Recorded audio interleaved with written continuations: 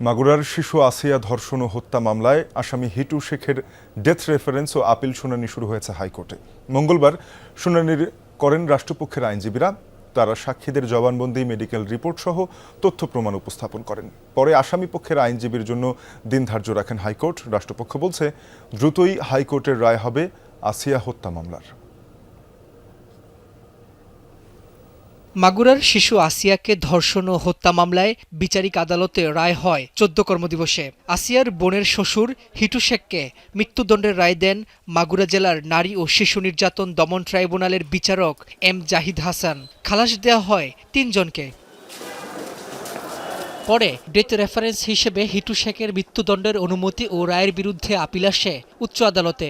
মঙ্গলবার বিচারপতি বিশ্বদেব চক্রবর্তী ও বিচারপতি কে এম রাশেদুজ্জামান রাজার হাইকোর্ট বেঞ্চে রাষ্ট্রপক্ষ শুনানি শুরু করেন।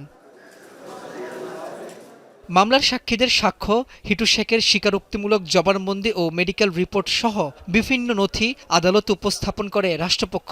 পরে আসামির আইনজীবীর শুনানির জন্য দিন ধার্য রাখেন আদালত।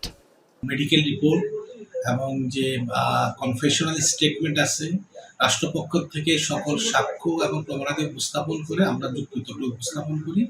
পরবর্তীতে মাননীয় হাইকোর্ট আসামি পক্ষের আইনজীবী শুনানির জন্য রাখেন এবং আসামি পক্ষের আইনজীবীকে শুনানি করতে বলেন। আসামি পক্ষের আইনজীবী ছিলেন না কোর্টে, উনি আশা করা যায় শুনানি করলে তারপর আমরা নিতে। শিশু আসিয়া হত্যা মামলায় দ্রুতই রায় ঘোষণা করবেন হাইকোর্ট, আশা রাষ্ট্রপক্ষের। আশা করি বেশি সময় লাগবে না, হয়তো একদিন। এটা ডিপেন্ড করে আসামি পক্ষের আইনজীবীর আর্গুমেন্টের উপরে। এদিকে ফেনীর নুসরাত হত্যা মামলার ডেথ রেফারেন্স ও আপিল শুনানিও শেষ পর্যায়ে। রাব্বি হোসেন, যমুনা নিউজ, ঢাকা।